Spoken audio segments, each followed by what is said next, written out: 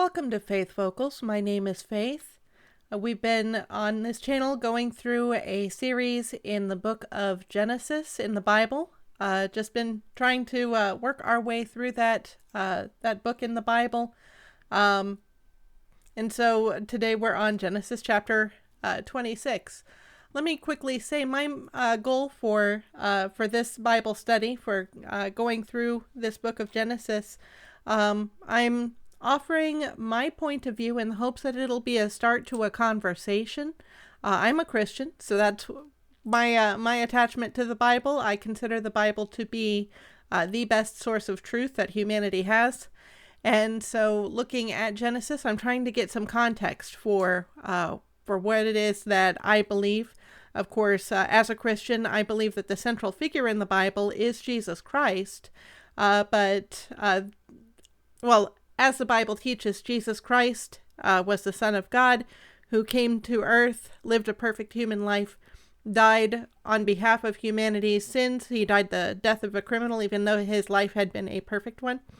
And God accepted his sacrifice as payment for our rebellion against God. God was able to apply the penalty of justice to Jesus instead of to us. Now, it's still up to us to choose whether or not we accept that sacrifice on our own behalf. If we do not, then we still stand at odds with God, and of course he's going to win that dispute.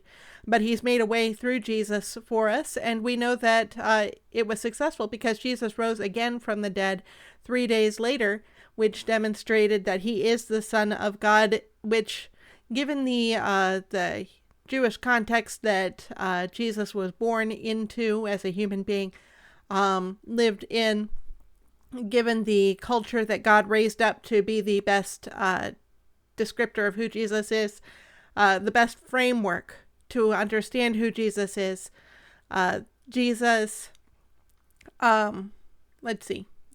being the Son of God means, in the culture where we find him, that he actually is God. The Son and the Father are very closely tied together, so that in that culture, so that to be the son of something is to be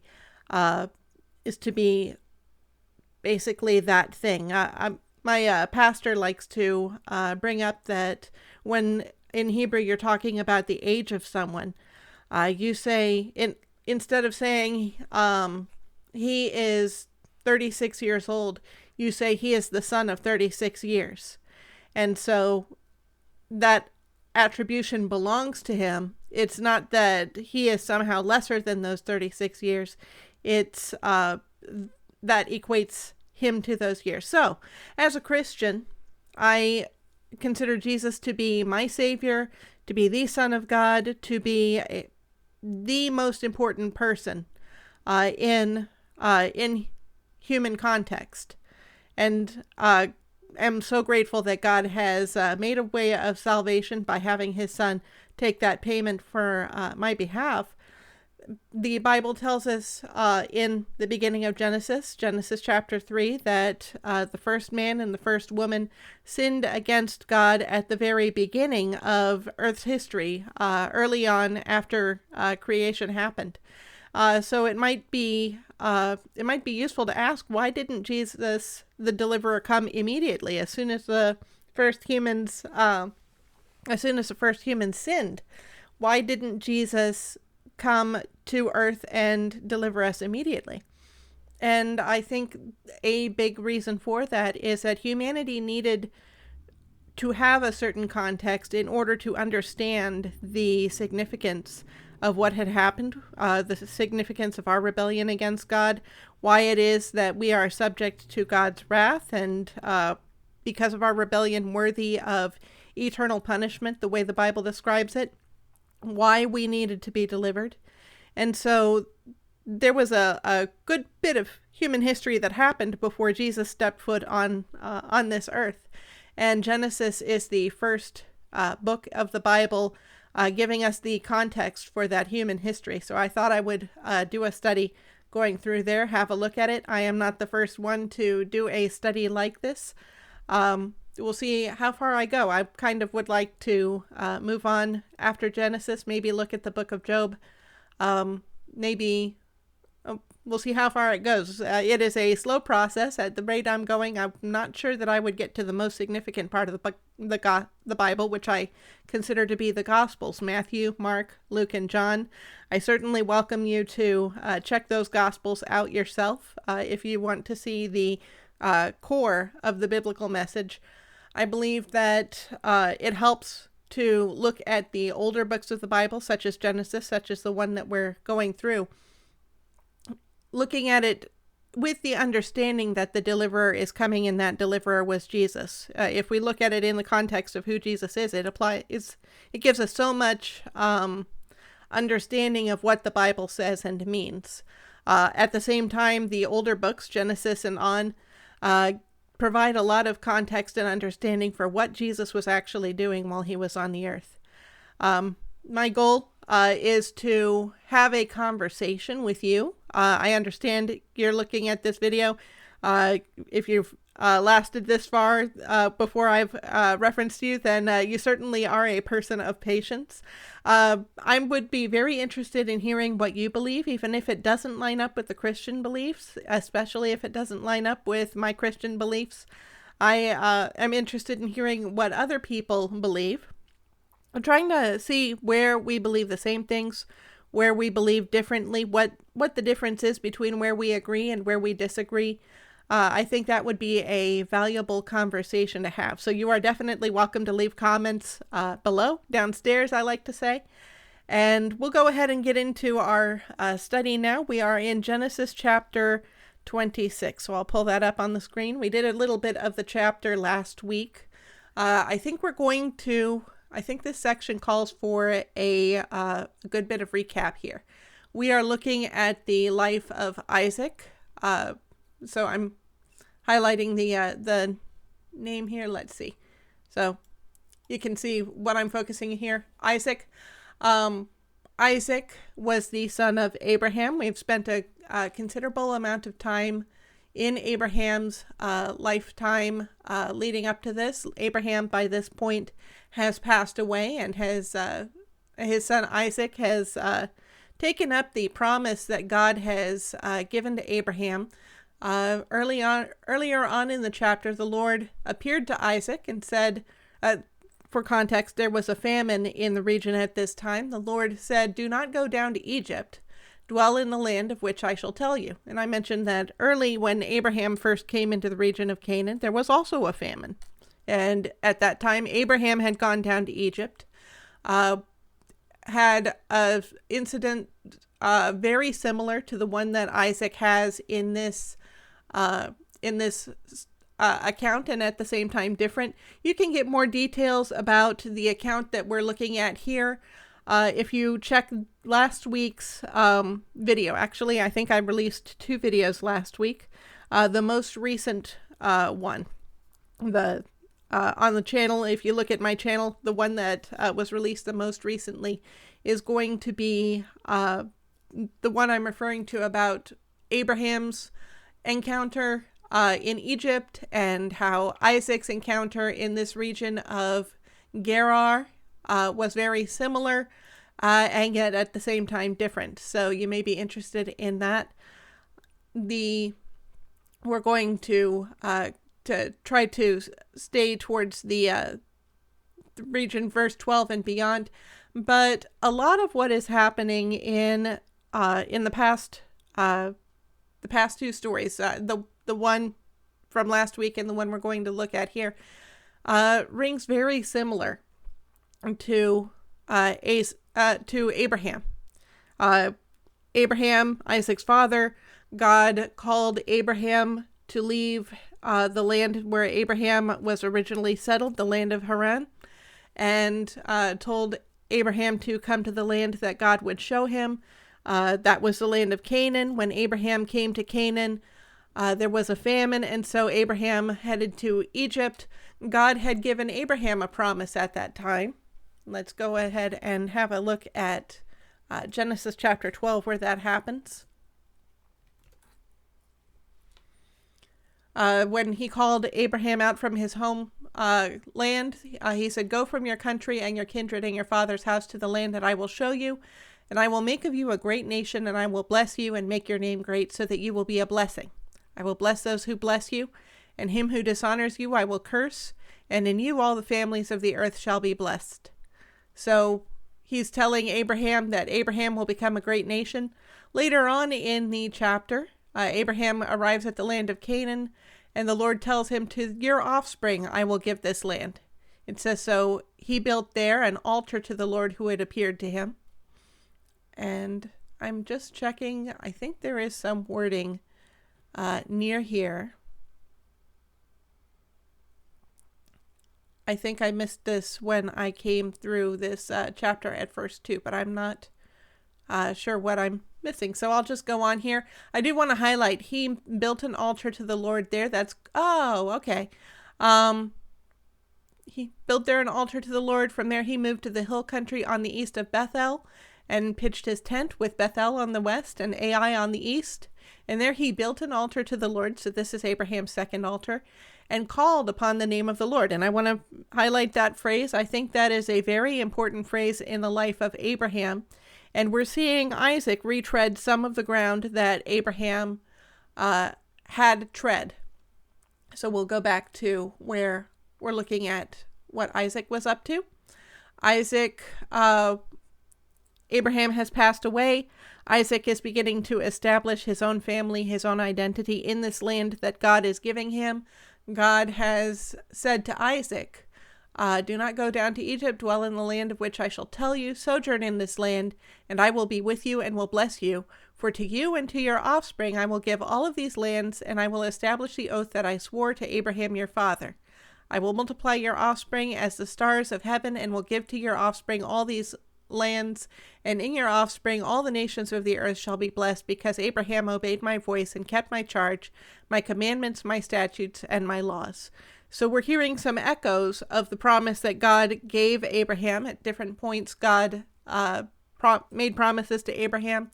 The reference to the stars of heaven, I think, is in Genesis 15.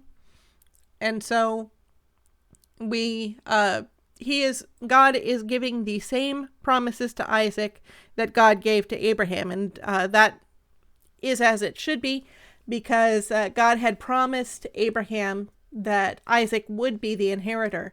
Isaac specifically would be the inheritor of the land and of the promise that God was giving Abraham. So we're seeing Isaac following in the footsteps of his father, making some of the same mistakes as his father, as we saw last week. Was in this region of Gerar. The king of Gerar is Abimelech.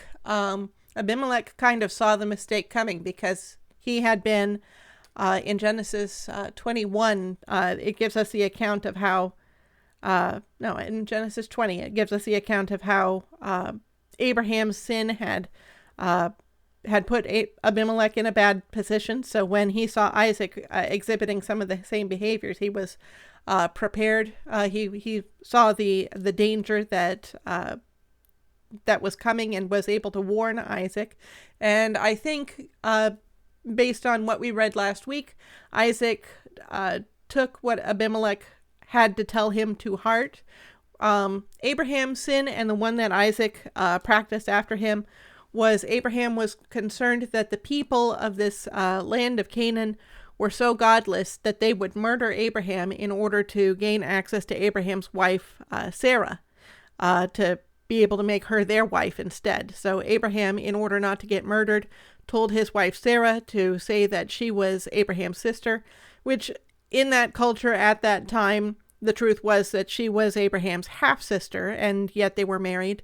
According to the culture that Abraham had come from, apparently that was okay at the time.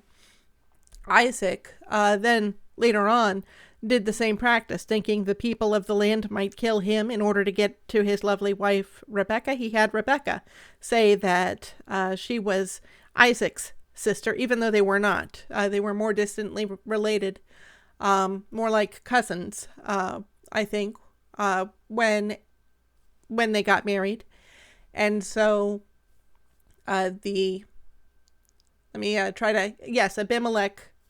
had been fooled by Abraham, but he was not fooled by Isaac, and explained to Isaac why this was a bad idea. We don't see anyone in the Bible doing the same thing again on into human history. So, or at least in biblically recorded history. So I was speaking very highly of Abimelech in the previous week's section, so that because he was able to kind of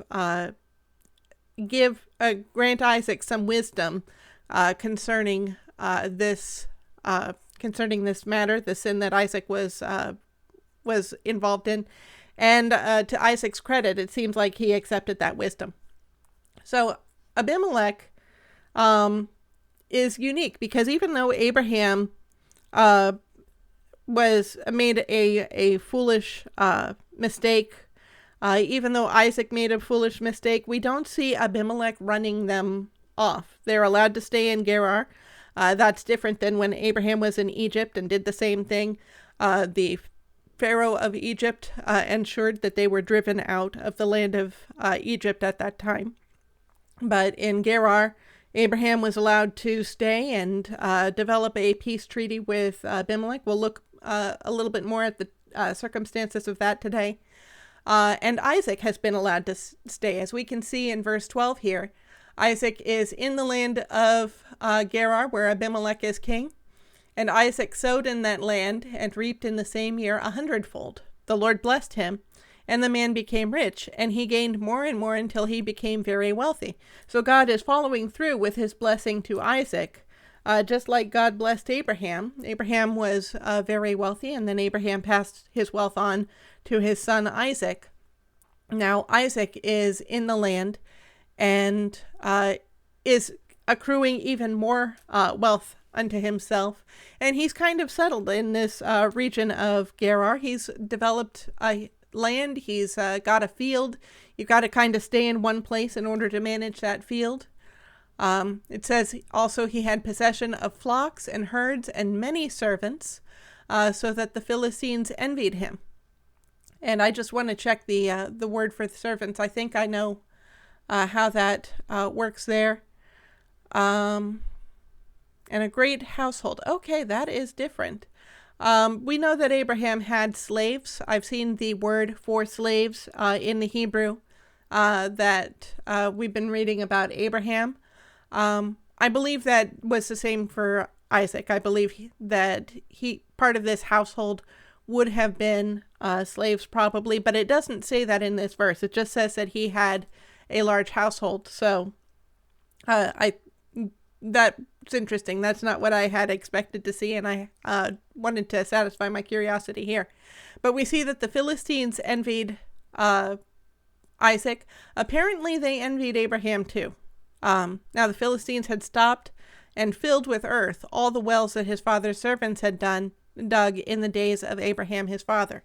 And I want to look into the relationship that Abraham had with these Philistines a little bit. So we're going to go to Genesis chapter 21.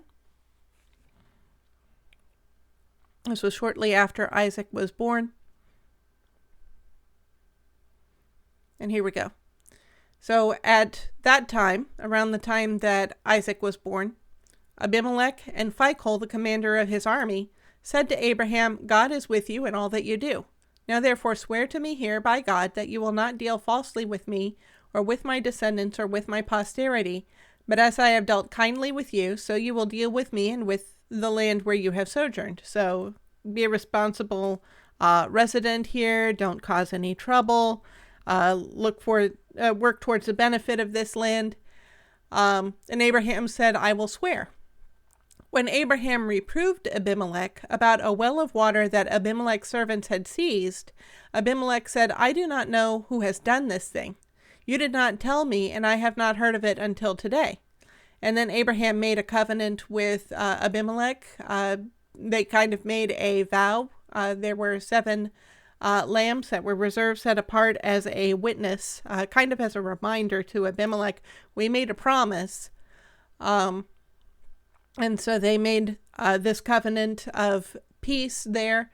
But we see that Abraham had trouble with Abimelech's servants before, about a well of water. The servants had seized it, had taken this well of water that Abraham had apparently dug up.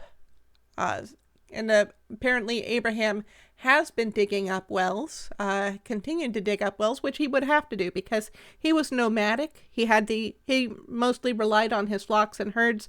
We don't see any reference in the Bible that Abraham developed any crops or anything like that. And to be able to sustain large flocks of herds, you want to be moving around so that you're getting new patches of greenery, or else the flocks are going to eat the greenery where you're staying down to the dirt, and then you're going to run out of food for them. So the Bible does say that Abraham had been sojourning, had been moving around in the land of Gerar and other regions in the land of Canaan. So I'll get down to where we were. So Isaac had possession of flocks now. Now the Philistines had stopped and filled with earth all the wells that his father's servants had done in the days of Abraham his father. So Abraham has been at the locations where he's stopping and taking care of his flocks. He's got to make sure they've got enough water. And so he is digging wells down to the aquifer that would have been underneath the desert there, and getting water for the flocks this way. But I don't understand the logic behind filling in the wells, because if the Philistines felt like they had the right to fill in the wells, like they had ownership of the wells, well, wouldn't it be better for them to keep the water for themselves? On the other hand, if this was if they did not have the right to that water, then how come they are afflicting the wells, I'll put it? How come they are attacking Abraham's wells? It seems like a case of slight, a case of they're doing this to spite Abraham. Instead, it's not for anyone's benefit, only to Abraham's hurt, which is unfortunate. So this is what the Philistines have done after Abraham has passed away. I'm just checking. I think it was, I look at these verses in the, I look at these verses in the King James Version, and then I come and talk about them in the English Standard Version, because I think the English Standard Version is a little bit simpler to understand in modern day English than the King James. Sometimes this King James comes across as stilted, or it uses unusual words. And I thought there was some emphasis that the Philistines had filled in the earth after Abraham had passed away. Yes. So that's down here. I still have to get a little lower. So we'll get there eventually. Maybe it would be good for me to look at it in the English Standard Version, but I kind of like looking at it in the two versions, kind of being aware of two different ways of looking at the text at once. In past streams, I've mentioned how we have these different versions because when you translate from one language to another, like from Hebrew to English, you don't usually get a one-to-one translation. It's hard to get an exact understanding of the words, so different versions use different English words where they see a certain Hebrew word. So I think that being aware of as many good translations as possible is beneficial so that we get a full understanding of the text. Sometimes as I'm looking through the English Standard Version, I get surprised by something that I wasn't expecting, and it leads me to understand something that I did not understand from the King James Version. So we've got this little bit of information here, and it tells us, and Abimelech said to Isaac, "Go away from us, for you are much mightier than we." So this is unique. This is kind of different. Abimelech had some tension with Abraham when Abraham sinned against Abimelech. Abimelech definitely had the right to that tension, to be at odds with Abraham, and yet Abimelech did not go so far as to drive Abraham out of the land, which I think is laudable. I'll use that word, laudable. And we see as we were looking before, we saw that Abimelech was making a peace treaty with Abraham. So Abimelech has been trying to establish a relationship with Abraham when Isaac was following in Abraham's footsteps as far as this sin that Abraham kept, this lie that Abraham kept telling about his wife in order to preserve him. And it got not only Abraham, but also the Egyptian Pharaoh. It got King Abimelech into trouble because they believed Abraham and thought that Sarah was available. So Isaac, following the same footsteps, Abimelech rebukes him for that, but he doesn't drive Isaac away. He allows Isaac to live in the land apparently for a while. And Isaac sowed in that land and reaped in the same year 100-fold. And in order to sow and then reap the harvest from the crop, it's not a short period of time. It was a year or less than a year. But Isaac's been at least tolerated in the land for quite a while. And yet now he's starting to benefit. He's starting to be blessed. And Abimelech said to him, "Go away from us, for you are much mightier than we." So now Abimelech is treating Isaac a little bit different. I don't know what the motivation was for him. He's a little bit less tolerant of Isaac's presence. I don't know if he saw Isaac as a threat. Apparently he didn't see Abraham as a threat. And Abraham was wealthy and had a considerable household also. But Abimelech his patience with Isaac is running thin, unfortunately. So Isaac departed from there and encamped in the valley of Gerar and settled there. Isaac is responding peacefully to this. He could get angry. He could fight. He could try to remain in the land and resist the people there, especially if he's mightier than the people. If his household is larger than the forces that Abimelech could muster in order to drive him out. But Isaac doesn't see the point in staying. Departed from there and encamped in the valley of Gerar and settled there. So now that Isaac is moving, I'm thinking Isaac doesn't have access to his fields anymore, whatever household he might have established as far as buildings. He doesn't have that anymore. He continues in the nomadic lifestyle that his father Abraham had practiced. And Isaac dug again the wells of water that had been dug in the days of Abraham his father, which the Philistines had stopped after the death of Abraham. That's what I was looking for earlier. And he gave them the names that his father had given him. So Isaac is respecting his father's tradition in that Abraham had established in the land, which I think hints at he's looking forward to this promise that God has given him. He sees the land as his inheritance, and so he has the right to give these wells names, and digging wells probably is all, rather than relying on what's already been developed by the people of the region. There are some statements of ownership that are being made here, that Isaac is leaving his mark on the land, and instead of being satisfied with the people, with the Philistines uprooting his father's legacy, he's building it up again and giving the same names that Abraham had given to the wells, which also goes to hint at this oral tradition that Abraham has been giving to Isaac. Abraham talking to Isaac about, this is where I've been, this is what I've done, this is what I named this well, this is what I named that well. So we're seeing some of the history of Isaac's upbringing with Abraham that doesn't get written into the Bible. It's kind of between the lines. But when Isaac's servants dug in the valley and found there a well of spring water, the herdsmen of Gerar quarreled with Isaac's herdsmen, saying, "The water is ours." So he called the name of the well Esek, because they contended with him. And we find out that the meaning of the name Esek, this should load up. We'll take a shortcut. Well, that's interesting. I wonder if my internet connection is faulty here. So just a moment while I check. Well, I'm still connected. We'll refresh this window.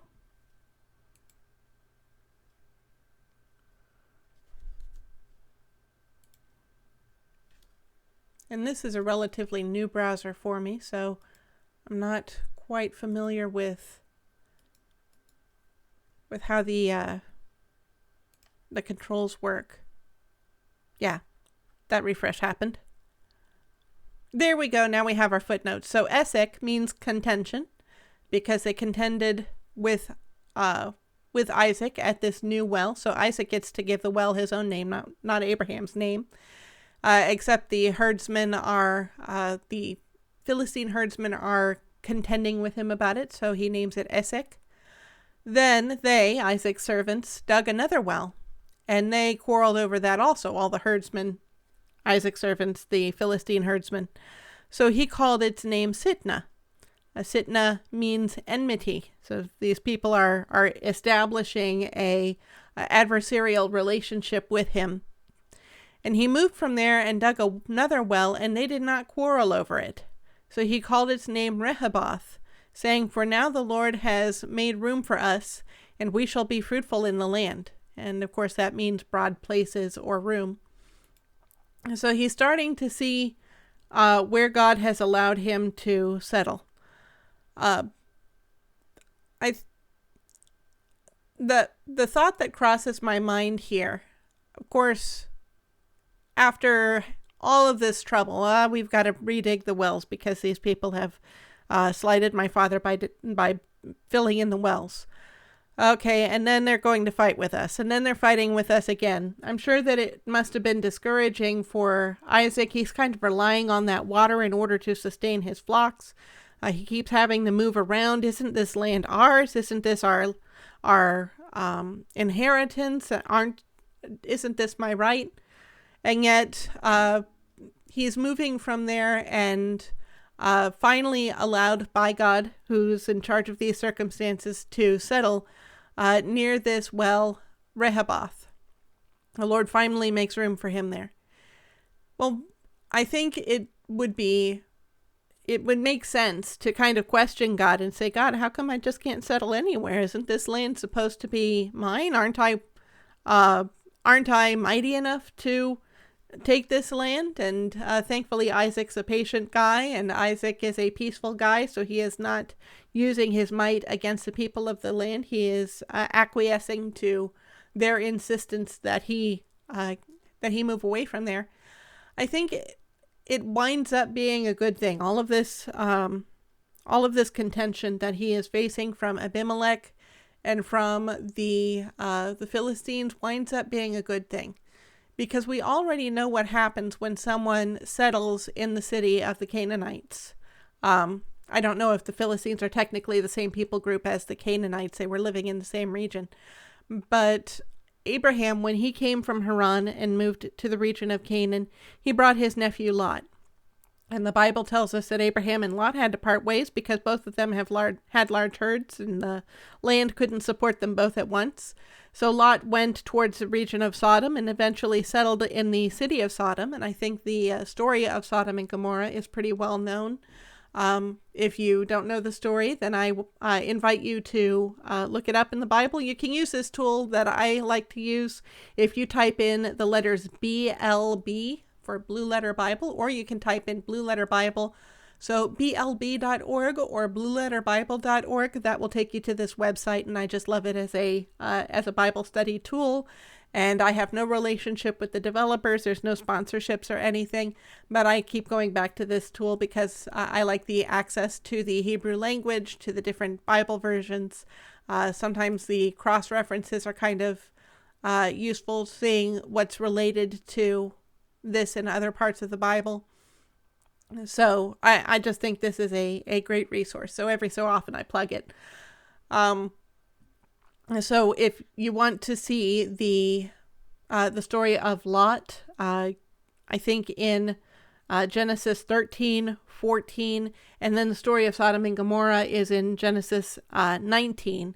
That's where you're going to get the details on what happens when someone is living in the city among the Canaanites. So Isaac was about to do the same thing, had kind of settled in the city where Abimelech was, had settled enough to sow land. And then this adversity came up from the Philistines.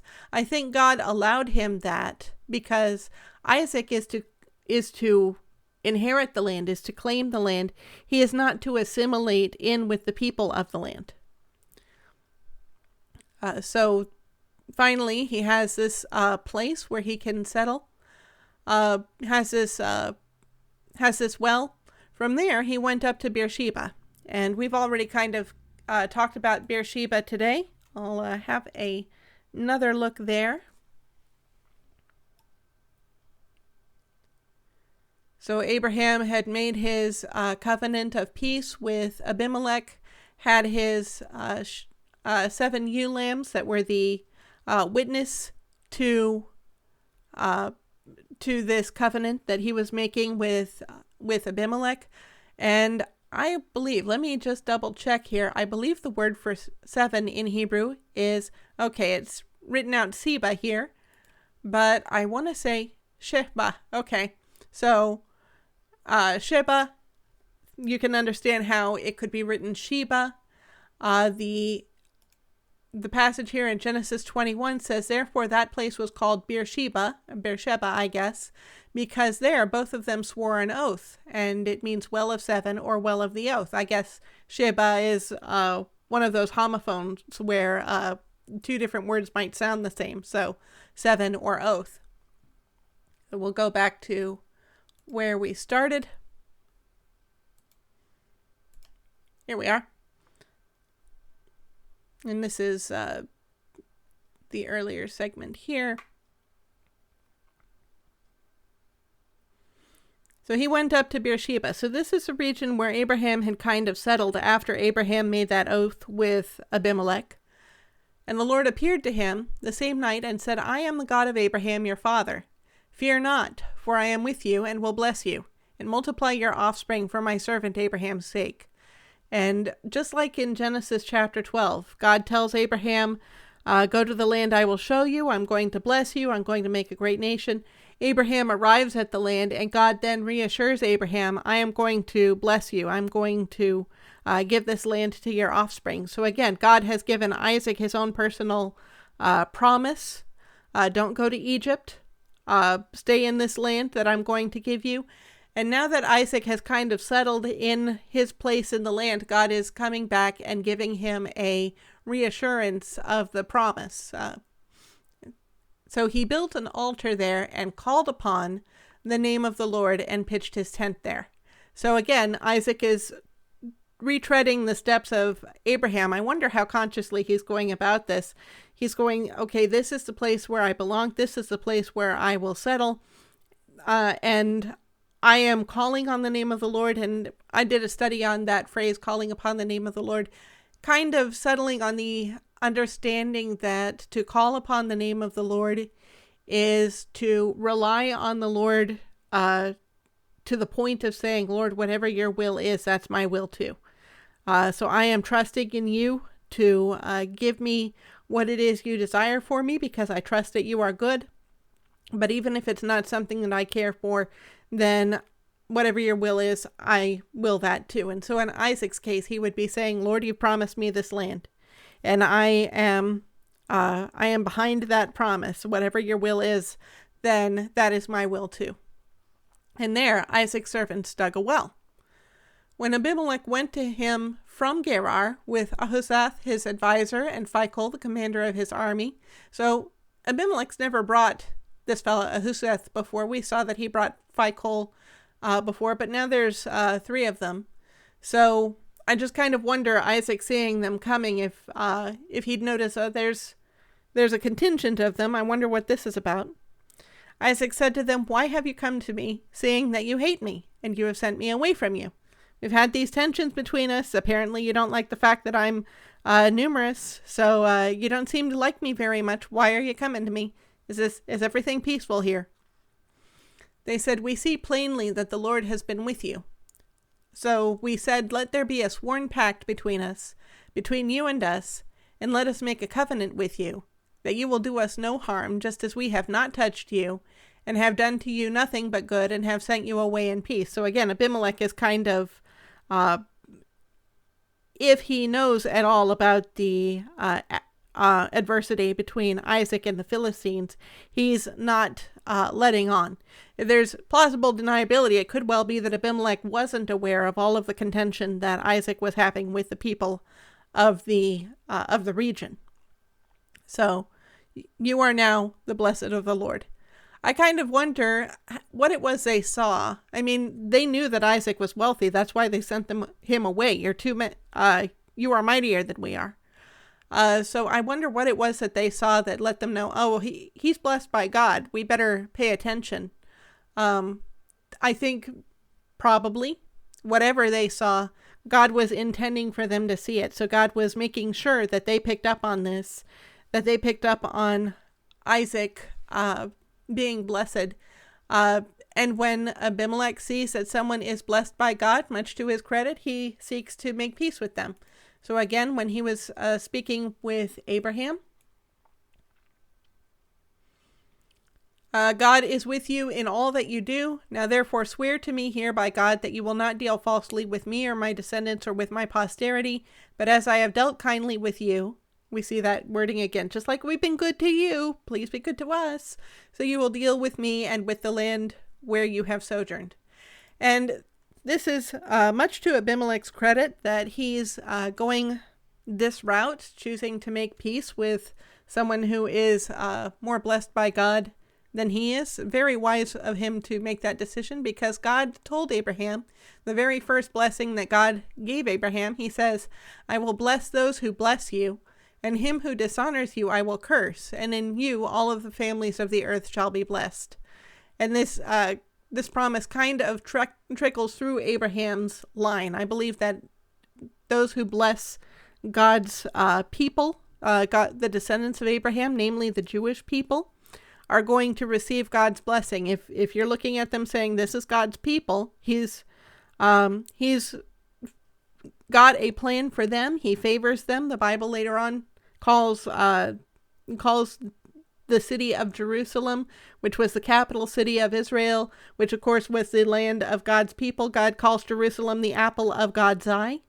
And so the Bible speaks very highly of God's love for these people, even though the people of Israel have not always reciprocated that love back to God. God is faithful. We human beings are not. But I believe that when we look at the Jewish people and we say they are God's chosen people, God has a plan for those people, God has a blessing for those people, and I want to have a blessing for those people, then God also has promised to bless us, those of us who are motivated that way.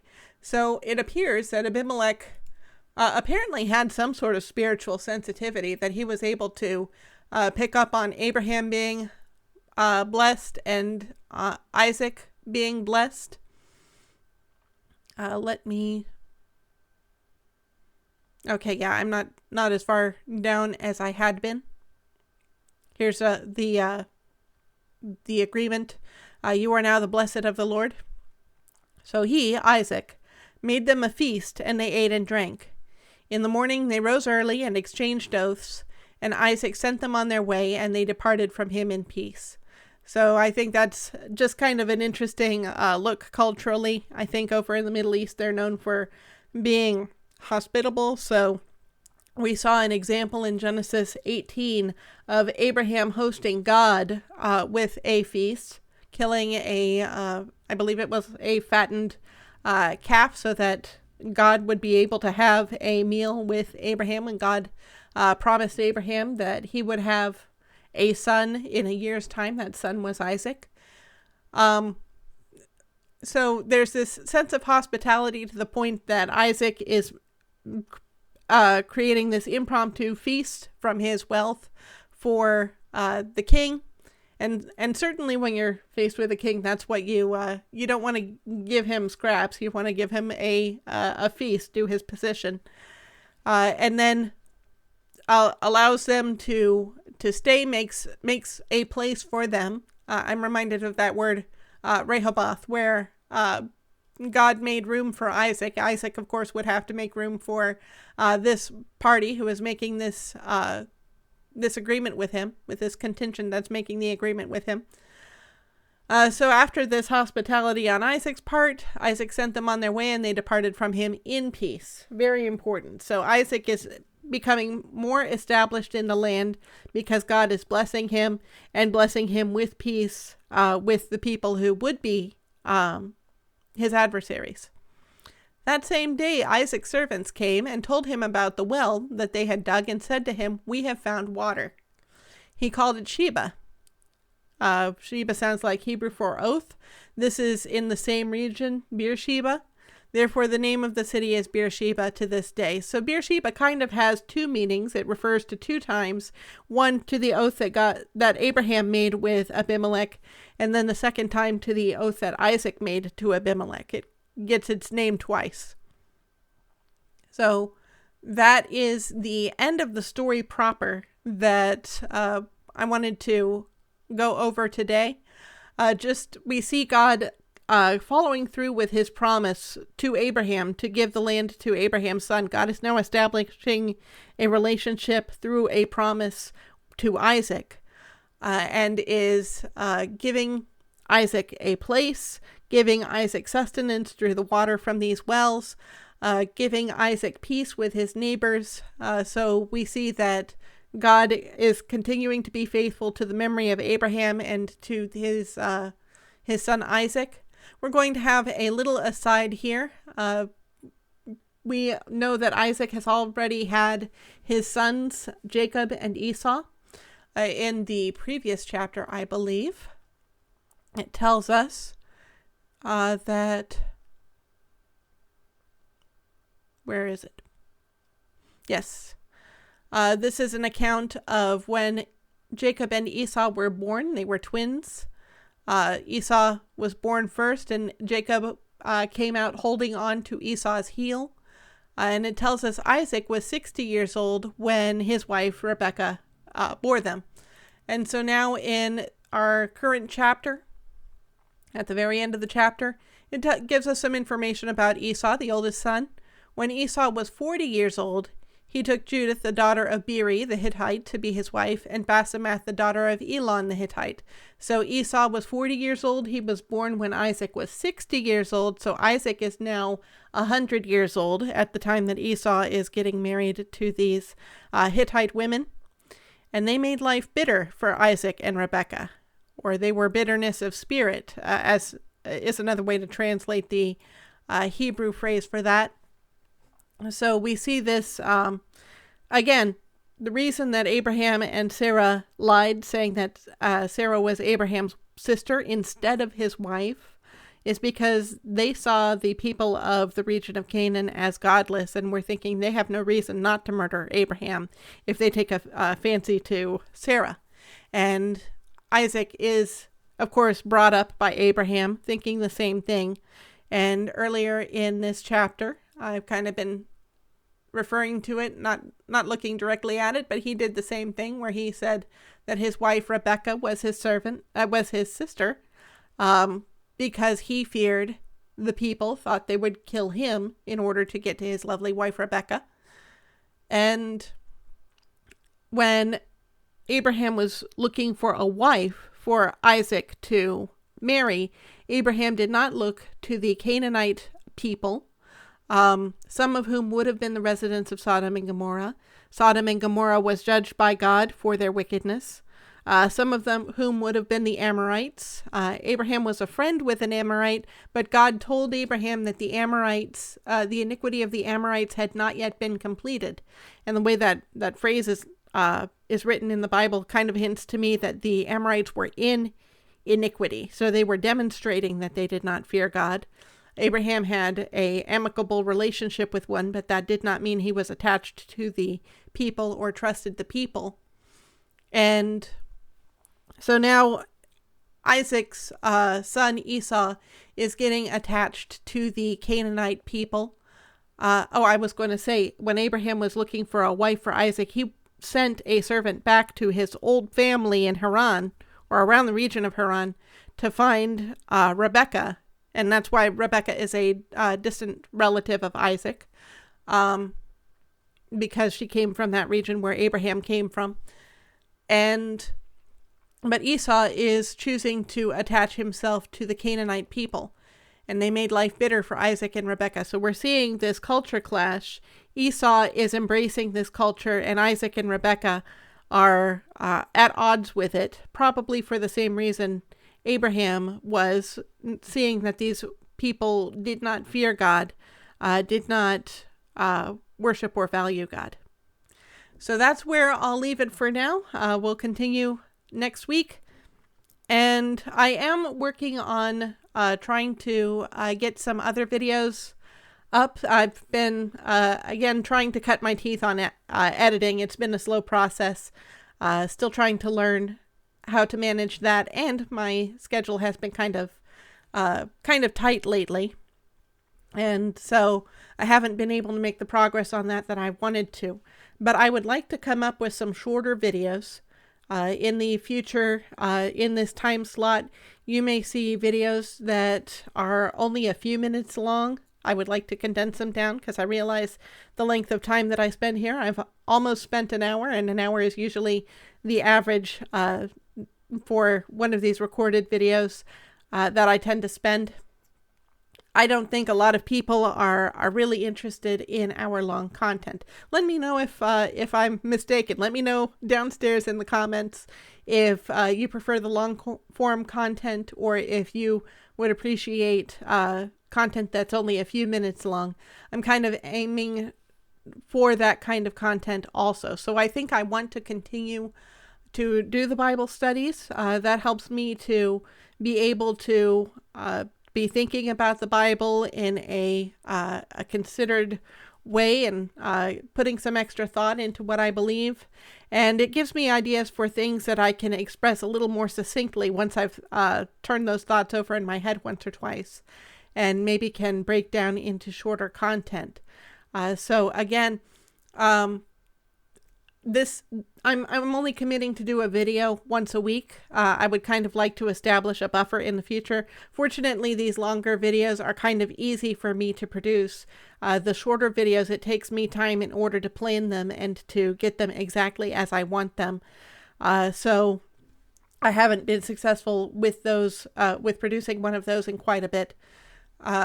Hopefully I'll eventually learn how to do that. And when I do, my goal, what I'm working my way toward here, is you may see one of those shorter videos in this slot, and I would slide out the Bible study videos, kind of space them out, kind of create more of a buffer for myself so that I have more time to work on more content that is going to be more valuable to you, whether you like the longer form content or the shorter form content. So I really would value your feedback, letting me know which you prefer. And also, if you have any thoughts about the Bible, about this story that I've been talking about Christianity, or if you would like to share what you believe in comparison or contrast to anything I talk about on this channel, I would love to hear about that down in the comments also. So that's where I'll leave it. God bless you.